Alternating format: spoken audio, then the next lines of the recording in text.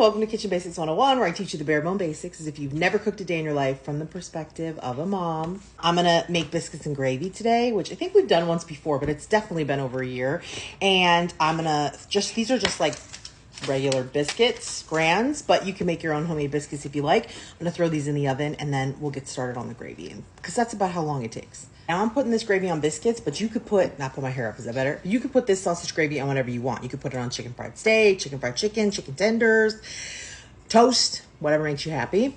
I really like this sausage that I get from Sprouts because it's all natural, but you can use any kind of cased sausage that you want.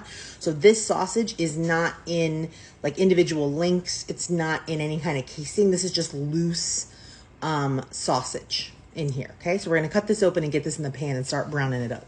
What I do to open the sausage is I just cut the end off with my kitchen scissors, which I keep specifically for the kitchen. And then I just squeeze the sausage out into the pan. That's how I get it out of this. But I'm sure other people maybe slice it down the end. This is just how I do it. I'm not trying to be too aggressive with it, so I just have my heat on medium heat.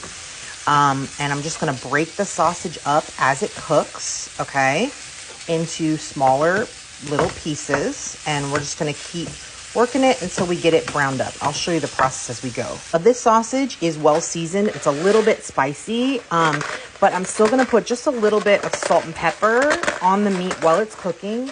And I'm gonna repeat this process on the gravy once we taste the gravy and see where we're at. So we're just gonna put a little bit of salt and pepper, getting close to this being browned up.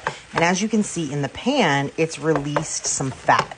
And that's exactly what we want, because that's what we're gonna use to make the roux, and that's gonna help thicken our gravy.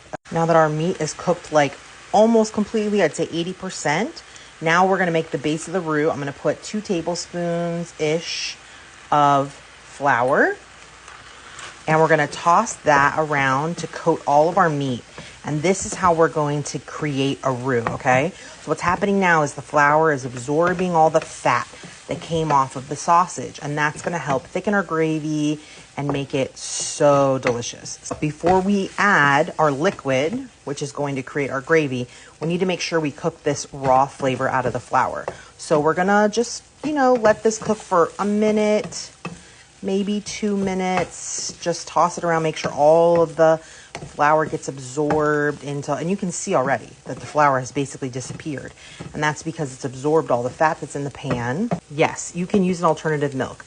I'm going to be using this ultra pasteurized whole milk, but you can absolutely use a milk alternative here. And I